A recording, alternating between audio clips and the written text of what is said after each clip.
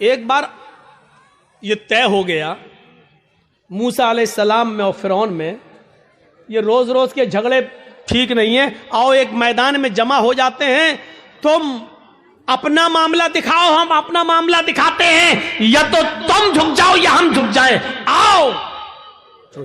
اب جو واقعہ سنانے جا رہا ہوں وہ بڑا زبردست و دلچسپ واقعہ ہے، اس سے بہت سی چیزیں آپ کو ملیں گی۔ ایمان سے پہلے آدمی کا حال کیا ہے، لیکن وہیں پر ایمان کی دولت جب ان کو مل جائے تو ان کا حال کیا ہوتا ہے۔ دیکھیے، فرعون نے اپنے جادوگروں سے کہا کہ چلو آج موسیٰ کو اور موسیٰ کی قوم کو پست کرنا ہے، ایسا کرتب دکھانا، ایسا تلسم دکھانا، ایسا جادو دکھانا کہ موسیٰ اور موسیٰ کی قوم بھاگ جائے، شکست ہونی چاہیے۔ جادوگروں کو بھروسہ تھا بالکل۔ چلو ایک میدان میں جمع ہو گئے، موسیٰ اپنے چند ساتھیوں کو لے کے آئے، فرعون اپنا لاؤ لشکر لے کر آیا۔ فرعون کے ساتھ بڑے ماہر جادوگر تھے، یہ واقعہ سنا ہوگا لیکن آج مجھ سے سنو۔ فرعون کے ساتھ بڑے ماہر جادوگر تھے، طے ہوتا ہے کہ چلو اپنا اپنا کرتب دکھلاؤ۔ فرعون نے کہا اے جادوگروں، اپنے جادوگروں سے چلو دکھاؤ۔ جادوگر چونکہ ایمان والے تو تھے نہیں، اس لیے سودے بازی پر اتر آئے اور فرعون سے کہنے لگے، فرعون میرے مالک، میرے آقا، میرے رب، میرے خدا، یہ بتا دو اگر ہم موسیٰ پر غالب آ گئے، اگر ہم جیت گئے، اگر ہم نے موسیٰ اور ان کی قوم کو ہرا دیا تو ہمارا انعام کیا ہوگا؟ پہلے ہمارا انعام تو بتا دو، ہم ایسے ہی کیوں کرتب دکھائیں؟ ہمارا انعام کیا ہوگا؟ فرعون نے کہا کہ دکھاؤ اپنا کرتب، دکھاؤ اپنا جادو۔ تو فرعون کے جادوگروں نے جادو دکھانے سے پہلے کیا کہا؟ قرآن ان جادوگروں کے الفاظ کو ریکارڈ کرتا ہے۔ ان جادوگروں نے فرعون سے کہا اِنَّا لَنَا لَأَجْرًا إِن كُنَّا نَحْنُ الْغَالِبِينَ، ٹھیک ہے ہم ابھی جادو دکھاتے ہیں، لیکن اے فرعون یہ بتاؤ اگر ہم نے موسیٰ اور موسیٰ کی قوم کو ہرا دیا اور ہمارا کرتب دیکھ کر، ہمارا ناٹک دیکھ کر اگر یہ سب ہار جاؤ، بھاگ جائیں تو ہمارا اجر کیا ہوگا؟ اِنَّا لَنَا لَأَجْرًا، ہماری مزدوری کیا ہوگی، ہمارا انعام کیا ہوگا؟ ان كُنَّا نَحْنُ الْغَالِبِينَ، اگر ہم ان کے اوپر غالب آ گئے تو، اگر ہم ان کے اوپر غالب آ گئے تو کیا انعام ہوگا؟ فرعون نے مسکراتے ہوئے جواب دیا انکم لمن المقربین، اگر موسیٰ اور موسیٰ کا لشکر ہار گیا، شکست فاش دے دی، ڈر گیا اور بھاگ گیا، تو تم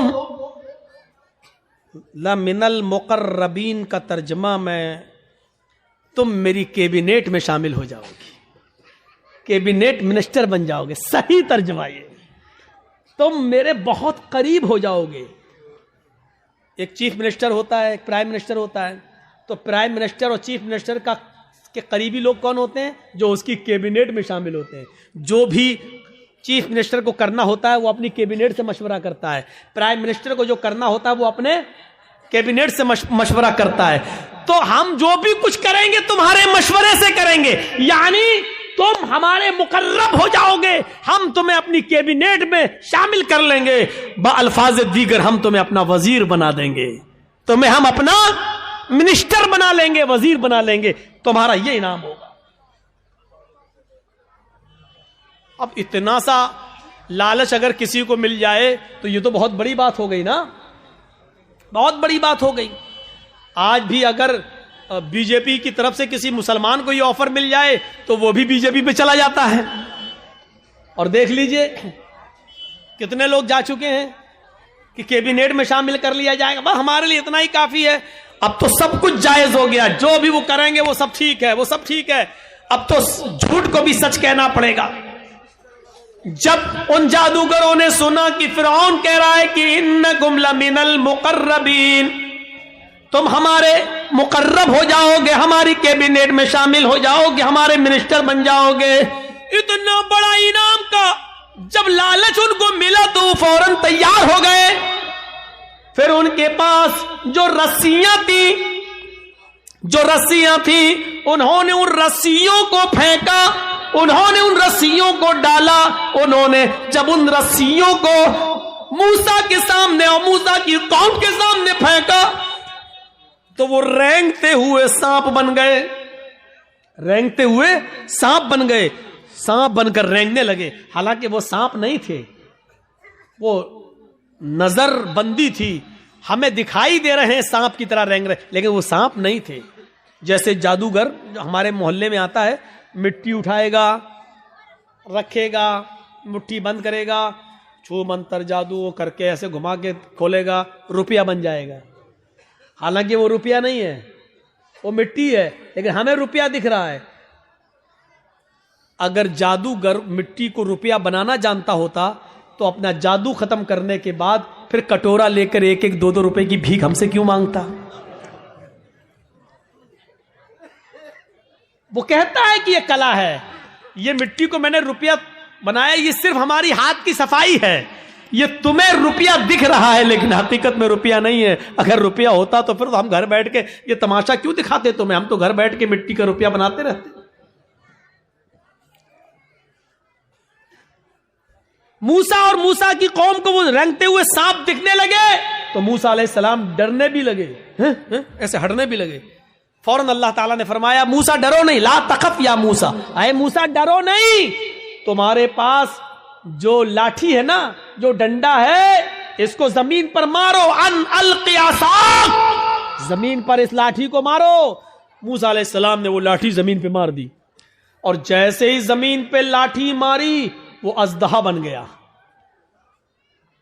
اژدہا بہت بڑا ہوتا ہے، وہ اژدہا بن گیا اور اس نے اپنا منہ پھاڑا اور اندر کو سانس لی، باہر کو نہیں، اندر کو.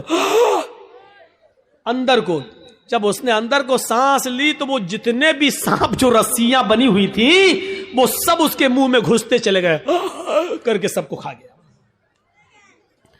یہیں سے موسیٰ فرعون کے جادوگروں کی عقل ٹھکانے آ گئی. وہ سمجھ گئے ہم نے جو دکھایا وہ نقلی چیز تھی، موسیٰ نے جو دکھایا وہ اوریجنلٹی تھی، وہ اصلیت تھی. وہ سمجھ گئے کہ اب حق کے آگے میرا باطل نہیں چلے گا. یکدم وہیں سے بدل گئے، یہیں سے چینج ہو گئے. موسیٰ علیہ السلام نے ڈنڈا زمین پہ مارا، وہ اژدہا بن گیا، اژدہا ان کے سانپوں کو نکل گیا. فرعون کے جادوگر سمجھ گئے کہ اب میری خیر نہیں، اگر میں نے کچھ اور دکھایا تو ہماری آفت، ہماری بربادی، کیونکہ ہم نے جو دکھایا وہ جادو تھا، موسیٰ نے جو دکھایا وہ حقیقت ہے، اور جادو کبھی حقیقت کا مقابلہ نہیں کر سکتا. فوراً وہی کے وہی وہ سارے جادوگر پلٹے اور چیخ پڑے، آمنا بالرب موسیٰ و ہارون، ہم موسیٰ اور ہارون کے رب کے اوپر ایمان لے آئے. چیختے ہوئے انہوں نے کہا اب ہم نے فرعون کو چھوڑ دیا، میں موسیٰ اور ہارون کے رب پر ایمان لے آیا. انہوں نے یہ نہیں کہا کہ میں اللہ پر ایمان لایا. جادوگروں نے کیا کہا؟ برب موسیٰ و ہارون، ہارون اور موسیٰ کے رب پر ایمان لایا. اگر وہ یہ کہتے ہیں کہ میں تو اللہ پر ایمان لایا تو لوگوں کا اللہ اور لوگوں کا خدا تو وہی بنا ہوا تھا فرعون. اس لیے موسیٰ اور ہارون کا رب نہیں تھا. موسیٰ اور ہارون علیہ السلام نے کبھی فرعون کو اپنا رب نہیں مانا، موسیٰ اور ہارون نے اپنا رب اللہ کو مانا تھا. اس لیے کیا کہا؟ آمنا برب موسیٰ و ہارون، میں ہارون اور موسیٰ کے رب پر ایمان لے آیا، یعنی میں اللہ پر ایمان لایا. فرعون تو شزدر رہ گیا، لایا تھا موسیٰ اور ان کو ہرانے کے لیے، اور یہ تو ہم ہی ہار گئے. یہ سارے جادوگر پلٹ گئے، یہ سارے جادوگر ادھر چلے گئے. ابھی دیکھیے جب تک جادو دکھا رہے تھے تب تک وہ کافر تھے، لیکن جب موسیٰ نے اپنا ہنر دکھلایا، معجزہ دکھلایا تو وہ ایمان لے آئے. اب ایمان لانے کے بعد طاقت دیکھیے ان کے اندر وہی موجود ہے، ابھی ہٹے نہیں، ابھی اپنے گھر نہیں گئے. اب جب ایمان لے آئے، جب کہہ دیا آمنا برب موسیٰ و ہارون، جب کہہ دیا کہ ہارون و موسیٰ کے رب پر ایمان لائے، تب ان کے ایمان لانے کے بعد ان کے اندر طاقت کیا آئی وہ دکھانا چاہتا ہوں. ایک مومن کے اندر ایمان جب آ جائے تو اس کی طاقت کیا ہوتی ہے وہ چیز سمجھ لیجئے. جب وہ ایمان لائے تو فرعون نے کہا یہ کیا تم نے؟ تو انہوں نے جواب دیا کہ اللہ کی طرف سے حق آ جانے کے بعد اور اپنی آنکھوں سے حق دیکھنے کے بعد بھی میں تمہاری غلامی کروں اور تم کو اپنا رب مانوں تو ہم سے بڑا بدنصیب کوئی نہیں ہوگا، ہم سے بڑا پھر پاگل کوئی نہیں ہوگا۔ ہم نے آج اپنی آنکھوں سے حق دیکھ لیا اور سچائی دیکھ لی اور موسیٰ کا معجزہ دیکھ لیا ہے، موسیٰ نے جو دکھایا وہ اللہ کی طرف سے ہے، اس لیے اب حق آ جانے کے بعد ہم تمہاری غلامی نہیں کر سکتے، ہم تمہیں ترجیح نہیں دے سکتے۔ فرعون نے کہا تب جانتے ہو تمہارا انجام کیا ہوگا، جانتے ہو تمہارا انجام کیا ہوگا؟ انہوں نے کہا اے فرعون پھر ہمارے انجام کو بھی بتا دو کہ کیا انجام ہوگا ہمارا۔ فرعون نے کہا لَأُقَطِّعَنَّ أَيْدِيَكُمْ وَأَرْجُلَكُمْ مِنْ خِلَافٍ ثُمَّ لَأُصَلِّبَنَّكُمْ أَجْمَعِينَ۔ قرآن کہہ رہا ہے آئے میرے جادوگرو، اگر تم نے موسیٰ اور ہارون کے رب کو چھوڑ کر مجھے رب نہ مانا اور تم نہ پلٹے تو ہم تمہیں کیا عذاب دیں گے، کیا سزا دیں گے تم جانتے ہو۔ لَأُقَطِّعَنَّ أَيْدِيَكُمْ وَأَرْجُلَكُمْ مِنْ خِلَافٍ، ہم تمہارے ہاتھ کٹوا دیں گے، ہم تمہارے پیر کٹوا دیں گے مخالف سمتوں سے، یعنی داہنا ہاتھ کاٹیں گے تو بایاں پیر اور بایاں ہاتھ کاٹیں گے تو دایاں پیر، اگر ہم نے دایاں ہاتھ کاٹا تو بایاں پیر کٹوائیں گے، اور کسی کا اگر ہم نے بایاں ہاتھ کاٹا تو اس کا دایاں پیر کٹوا دیں گے۔ لَأُقَطِّعَنَّ أَيْدِيَكُمْ وَأَرْجُلَكُمْ، عربی سے واقف ہوں گے تو آپ سمجھ جائیں گے، لیکن عربی سے واقف نہیں ہے، الفاظ کی زیادتی معنی کی زیادتی پر دلالت کرتی ہے۔ عربی زبان میں قطع یقطعو کے معنی ہوتے ہیں کاٹنا، یہ اس کو کہا جائے گا قطع، کاٹنا، لیکن ادھر سے کاٹا، ادھر سے کاٹا، ادھر سے کاٹا، یہ کاٹا، یہ کاٹا، اس کو کہا جاتا ہے قطع یقطع تقطیع، ٹکڑے ٹکڑے کرنا۔ فرعون نے یہ نہیں کہا تھا کہ ہم تمہارے ہاتھ و پیر کاٹ دیں گے، فرعون نے کہا لَأُقَطِّعَنَّ أَيْدِيَكُمْ وَأَرْجُلَكُمْ، ہم تمہارے ہاتھ کے ٹکڑے ٹکڑے کروا دیں گے، ہم تمہارے پیر کے ٹکڑے ٹکڑے کروا دیں گے، ہماری زبان میں قیمہ قیمہ کر دیں گے، بوٹی بوٹی کر دیں گے مخالف سمتوں سے، یعنی پہلے انگوٹھا کاٹیں گے، پھر پنجہ کاٹیں گے، پھر پنڈلی کاٹیں گے، ٹخنا کاٹیں گے، پنڈلی کاٹیں گے، گھٹنا کاٹیں گے، ران کاٹیں گے، کمر کاٹیں گے۔ اگر میں نے تمہارا دائنا پیر کاٹا تو ایسے ہی بایاں ہاتھ کاٹیں گے، پہلے انگلی کاٹیں گے، پور کاٹیں گے، کلائی کاٹیں گے، گٹا کاٹیں گے، ہاتھ کی یہ کلائی، پھر یہ کوہنیوں، پھر کندھا، یعنی ہم ٹکڑے ٹکڑے کر دیں گے۔ کتنی دردناک سزا، زندہ آدمی کو ایک ایک حصہ کاٹا جائے۔ لَأُقَطِّعَنَّ أَيْدِيَكُمْ وَأَرْجُلَكُمْ مِنْ خِلَافٍ، ہم پہلے ایسا کریں گے اور ایسا کرنے کے بعد بھی اگر تم نہ مانے ثُمَّ لَأُصَلِّبَنَّكُمْ أَجْمَعِينَ، تو پھانسی کا پھندا لگا کے پھر ہم تمہیں سولی پہ چڑھا دیں گے۔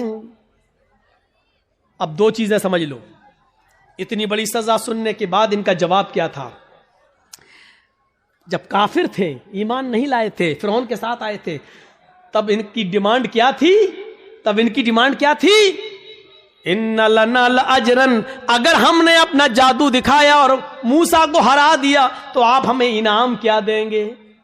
ابھی انعام مانگ رہے تھے، سونا چاندی دولت مانگ رہے تھے، لیکن ایمان لانے کے بعد جب اتنی بڑی سزا سنی تو اس کے بعد ان کا جواب کیا تھا؟ یہ ہے ایمان کی طاقت۔ ان کا جواب یہ تھا فقضی ما انت قاضٍ، فقضی ما انت قاضٍ انما تقضی هذه الحیات الدنیا۔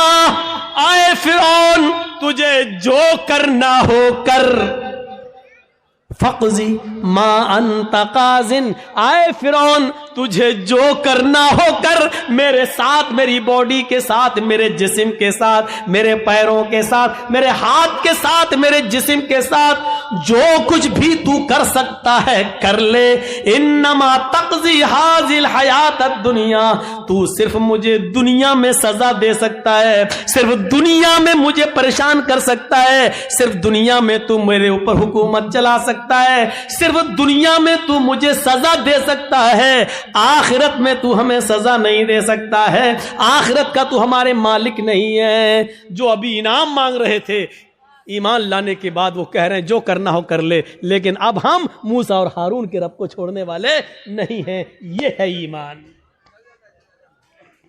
ये है ईमान। यहां तो हमारा ईमान का बड़ा हाल है, अगर दो चार आदमी हमें पकड़ के बांध दो जय श्री राम, तो हम कह भी देंगे अपनी जान बचाने के लिए जय श्री राम। वो एक अलग मसला है कि ऐसे मौके पर नारा लगाना चाहिए या कोई मजबूर करे तो जय श्री राम कह सकते हैं कि नहीं कह सकते, वो एक अलग मसला है। उस मसले में जाएंगे तो रात बीतेगी, क्योंकि फिर दलीलें देना पड़ेंगी और सबूत देना पड़ेंगे। उस तरफ अभी हम नहीं जाना चाहते हैं मेरे भाइयों, ये एक अलग मसला है। लेकिन जरा सोचो कि आज हमारा ईमान क्या है और उनका ईमान क्या था। जो अभी इनाम मांग रहे थे वो अब कह रहे हैं कि सजा भी दे दो, लेकिन हम अब ईमान से फिरने वाले नहीं है। ये होता है ईमान, ये होता है ईमान। अरे हम ईमान के लिए और इस्लाम के लिए अपनी जान की कुर्बानियां क्या देंगे।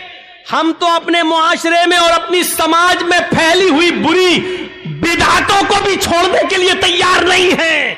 हमारे बाप दादा जो करते आए हैं वही हम करेंगे, हमारे बाप दादा जो करते आए वही करेंगे। ये नए मुल्ला मौलवी जब से पैदा हो गए तब से ये नए नए मसले बताने लगे हैं। ये सूरत हाल आज हमारे दरमियान आ गई है, ये सूरत हाल आज हमारे दरमियान चली हुई है। कोई चीज हमारी मस्जिद में आज हो रही है, बंद हो जाती है, फिर दोबारा चालू हो जाती है। हम अपने बाप दादा की राइज करदा बिदअतों को हम खत्म नहीं कर पा रहे हैं। ईमान और इस्लाम के लिए हम अपनी जान क्या कुर्बान करेंगे, हम क्या छोड़ेंगे। हजरत हाजरा की तरह अपने शौहर को कौन औरत छोड़ने के लिए तैयार होगी, और कौन आदमी ऐसा होगा जो अपने बच्चे को इस्माइल की तरह छोड़कर चला जाए और फिर पलट कर भी ना देखे। हम भी जाते हैं तो एक उम्मीद होती है कि चलो बीवी सऊदीया जा रहे हैं, इस बच्चे ही के लिए तो जा रहे हैं, तुम्हारे लिए तो जा रहे हैं, लेकिन 1 साल के बाद आ जाएंगे, 2 साल के बाद आ जाएंगे। लेकिन वो भी घर में सारा इंतजाम करने के बाद आप जाते हैं और सऊदी जाने के बाद पैसे वगैरह भेजते रहते हैं। यहां तो कुछ नहीं है, अंधेरी रात में क्या होगा, सत्तू और पानी के अलावा कुछ नहीं है। वो भी 2 दिन के लिए बाद क्या होगा, मेरी बीवी क्या करेगी, मेरा बच्चा क्या करेगा। जरा तसव्वुर कीजिए इस पोजीशन में अपनी बीवी और बच्चे को छोड़ना। हम तो अपनी बिदअतों को कुर्बान नहीं कर पा रहे हैं, नहीं छोड़ पा रहे हैं। हमारे बाप दादा जो करते चले आ रहे हैं वो हम करते रहेंगे। वही बात लौट फिर के आती रहती है कि मौलाना साहब क्या किया जाए। मस्जिद में फर्ज नमाज के बाद इमाम के साथ दुआ मांगना कैसा है, कब्रिस्तान में दुआ करना कैसा है, किसी आदमी के मर जाने के बाद किसी मौलाना के साथ उसके घर पे जाकर भोज खाने के बाद दुआ करना उसकी मग़फ़िरत की, ये कैसा है। वही पुराने घिसे पिटे सवाल जो हम 15-20 साल से इन इलाकों में आके बोलते जा रहे हैं, वही सवाल, और आज तक हम उनको खत्म करने के लिए तैयार नहीं होते हैं। ये हमारी बेशर्मी का हाल है, ये हमारी बेशर्मी का हाल है। मेरे भाइयों, आज फिर एक बात को जहन में बिठा लो, दुआ करना गलत नहीं है। एक बात फिर जहन में रख लो, दुआ एक इबादत है, और इबादत वैसे की जाएगी जैसे जनाब मोहम्मद रसूलुल्लाह ने बताई है। इबादत मोहल्ले के सरदार के तरीके पर नहीं की जाएगी, इबादत मौलवी जर्जीज के तरीके पर नहीं की जाएगी, इबादत मस्जिद के इमाम के तरीके पर नहीं की जाएगी। मस्जिद का इमाम कुरान और हदीस बता सकता है, लेकिन मौलवी के तरीके पर इबादत नहीं की जाएगी। इस बात को आप हमेशा जहन में रखिए।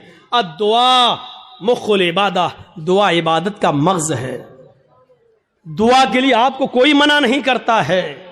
दुआ जहां अल्लाह के रसूल ने हाथ उठाकर की है आप करिए, कोई मना नहीं करता है।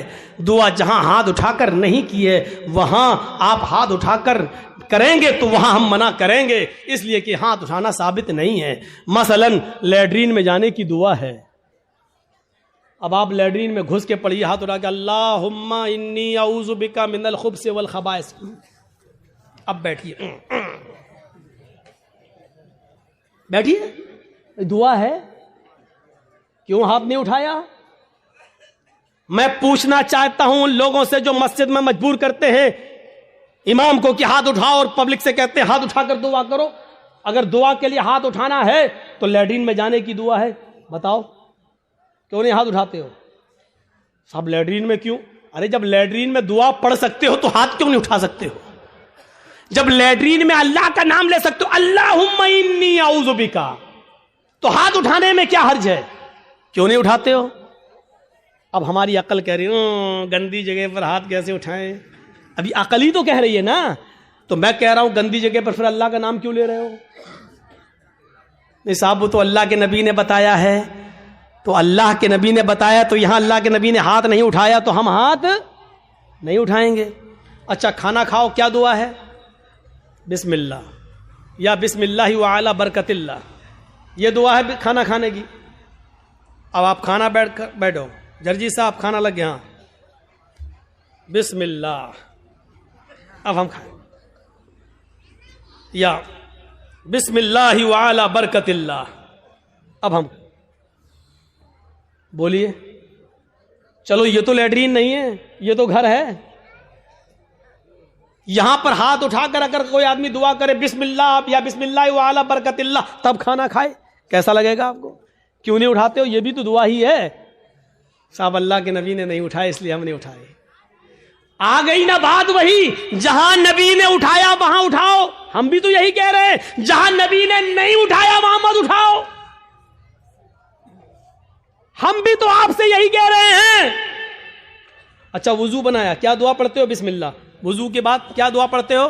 اشہد ان لا الہ الا اللہ واشہد ان محمدن عبدہ ورسولہ اللہم اجعلنی من التوابین واجعلنی من المتطہرین. یہی دعا تو پڑھتے ہو. اچھا وضو بنانے کے بعد کسی کو دیکھا پیر دھلنے کے بعد آیا ہو قبلے کی طرف منہ کر کے اشہد ان لا الہ الا اللہ وحدہ لا شریک لہ واشہد ان محمدن عبدہ ورسولہ اللہم اجعلنی من التوابین واجعلنی من المتطہرین.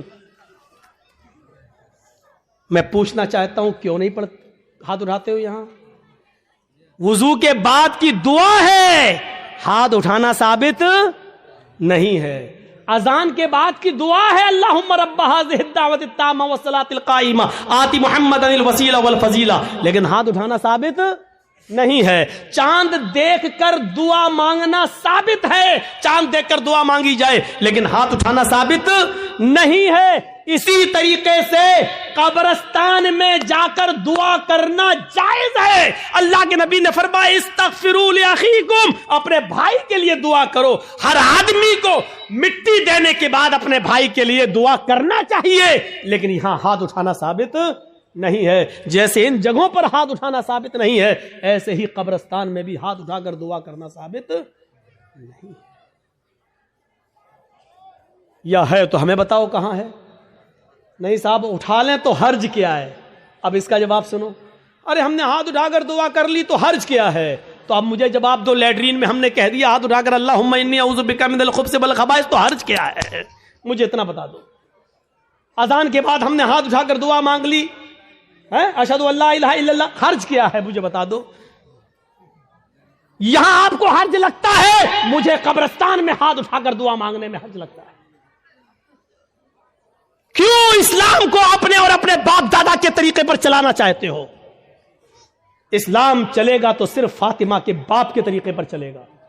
اسلام نہ تمہارے طریقے پر چلے گا، نہ میرے، نہ تمہارے باپ کے طریقے پر چلے گا، نہ مولوی جرجیز کے باپ کے طریقے پر چلے گا. اسلام چلے گا تو جناب محمد رسول اللہ کے طریقے پر چلے گا. آپ کو نماز پڑھنے کے بعد دعا سے کوئی نہیں روکتا. یقین مانیے نماز پڑھنے کے بعد آپ دعا کریے، ہم آپ کو نہیں روکتے ہیں. اچھا عمل ہے نماز پڑھنا، اور نماز کے بعد دعا مانگنا اچھا عمل ہے. مانگیے، منع نہیں کیا جا رہا ہے.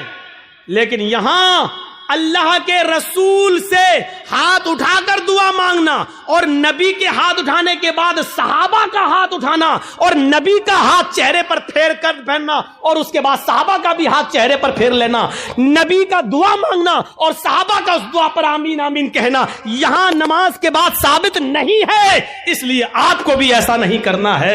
اکیلے آپ جتنی لمبی دعا مانگنا چاہیں مانگیں۔ آپ کی بیٹی بڑی ہے، شادی کے رشتے آتے ٹوٹ جاتے ہیں، نماز کے بعد دعا مانگیے، اللہ میری بیٹی کو کوئی دیندار رشتہ عطا فرما دے۔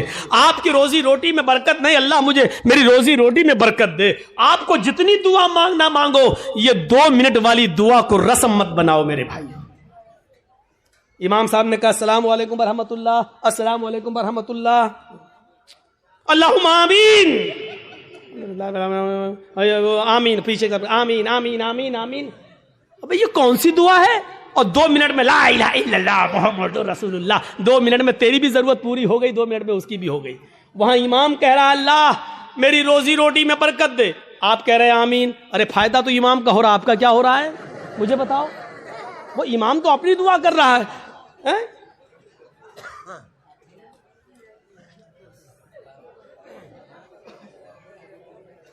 اب امام بیچارہ کنوارا ہے، شادی نہیں ہوئی ہے، امام کہہ رہا اللہ مجھے دیندار لڑکی عطا فرما دے، آپ کہہ رہے ہیں آمین۔ فائدہ تو امام کا ہو رہا، تمہارا کیا ہو رہا ہے؟ ارے امام اپنی دعا مانگے، تم اپنی دعا مانگو یار۔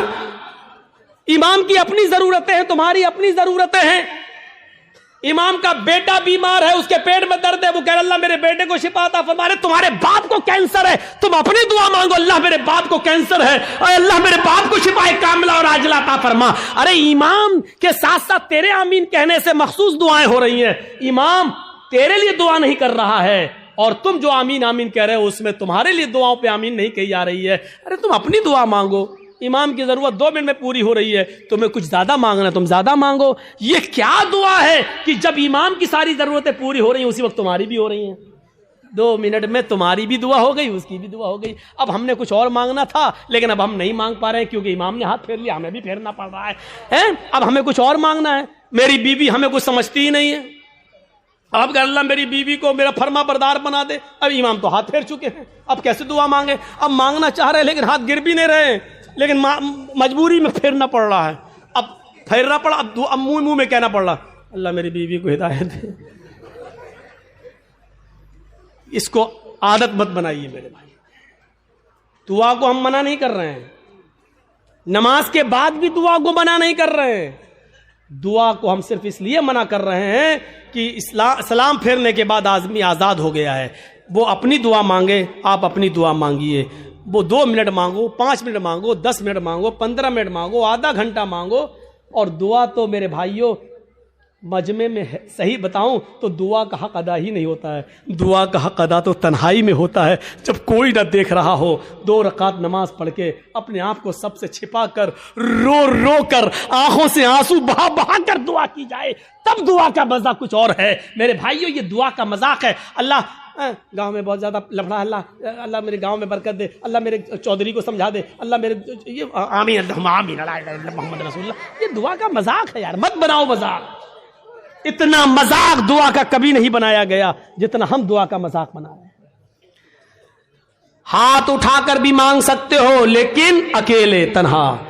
قبرستان میں دعا مانگنے کا حکم ہے اور ہر شخص کو دعا مانگنا چاہیے، لیکن وہاں ہاتھ اٹھانا ثابت نہیں ہے، وہاں صرف حکم یہ استغفروا لاخیکم، اپنے بھائی کے لیے دعا کرو، صرف دعا ہے۔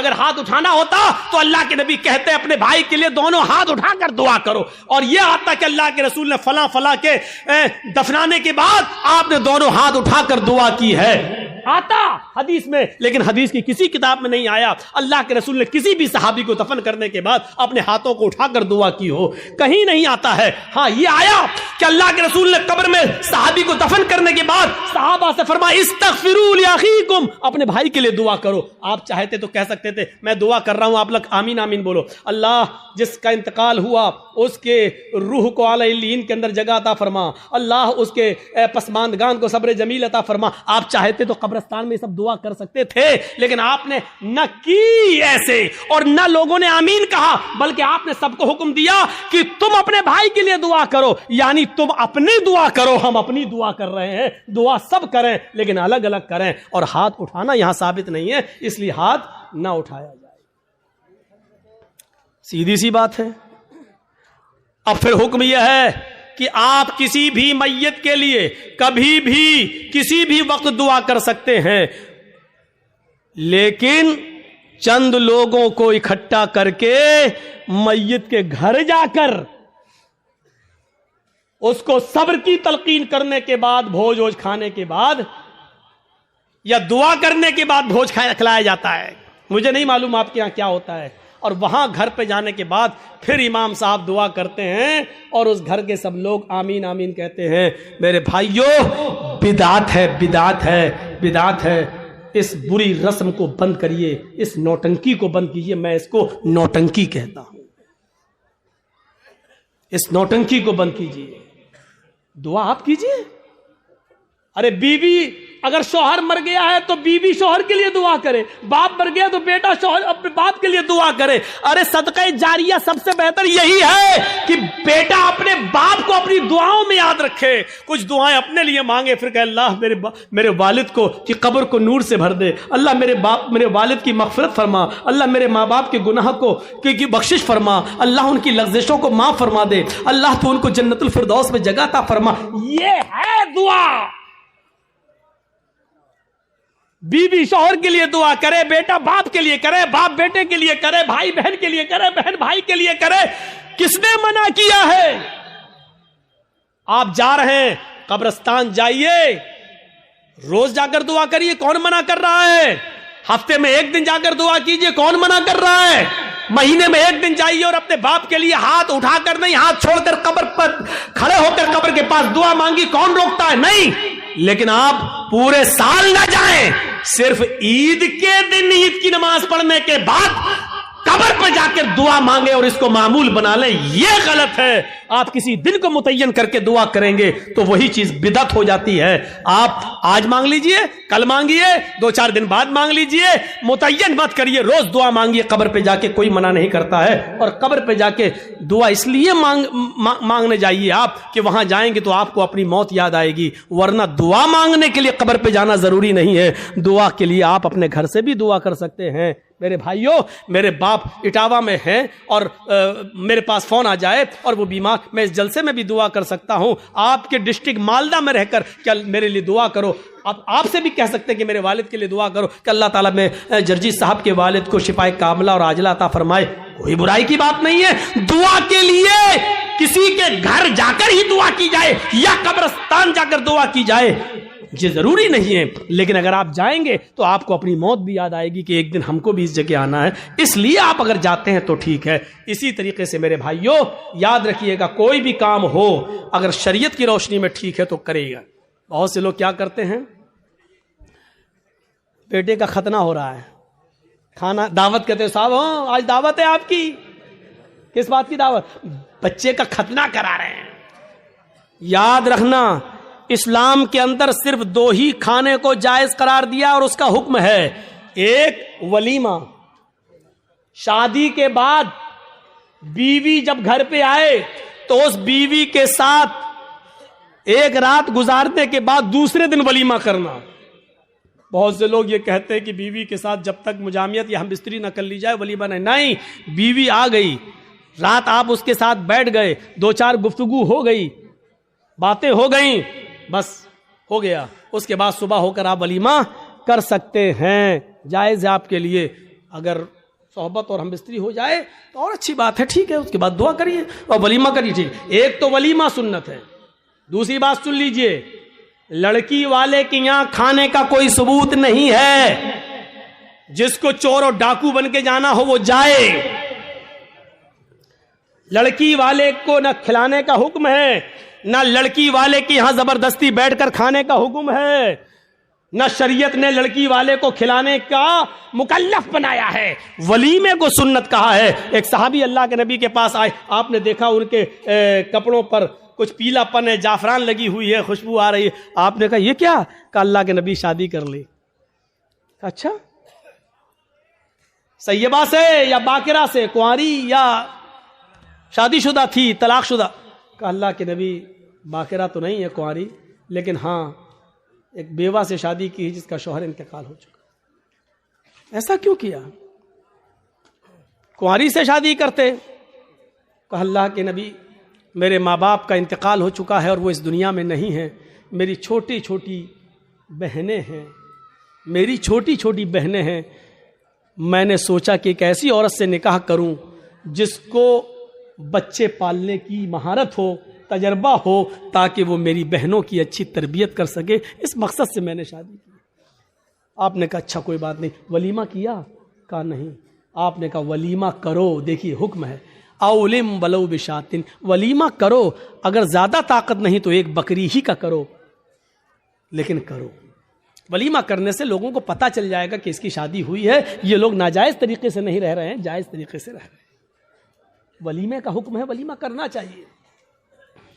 ایک یہ کھانا, اس کا حکم موجود ہے. اور دوسرا عقیقہ.